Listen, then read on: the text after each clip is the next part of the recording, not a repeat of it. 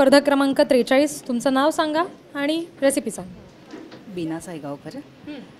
मी झटपट होणारा रवा, खोबरं आणि काय खवा असं तिन्ही पदार्थ एकत्र करून केलेलं आहे आणि त्याच्यामध्ये ड्रायफ्रूट्स पण घातलेत. झटपट होणार आहे आणि कारण पहिल्यांदा ड्रायफ्रूट्स सगळे तुपावरती, साजूक तुपावरती तळून घेतले. त्याच्यानंतर त्यात खवा घातला, खवा चांगला भाजला आणि त्याच्यात मग खोबरं, ओल्या नारळाचं, म्हणजे सुकं नाही, ओलं नारळ, त्याच्यामुळे जरा रसरशीतपणा येतो त्याला.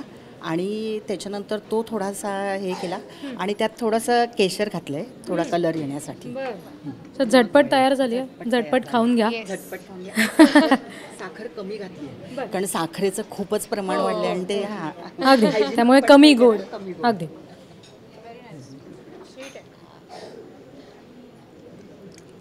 क्या बात आहे. नाही, इनफ. थँक्यू. छान झाले. धन्यवाद. मस्त.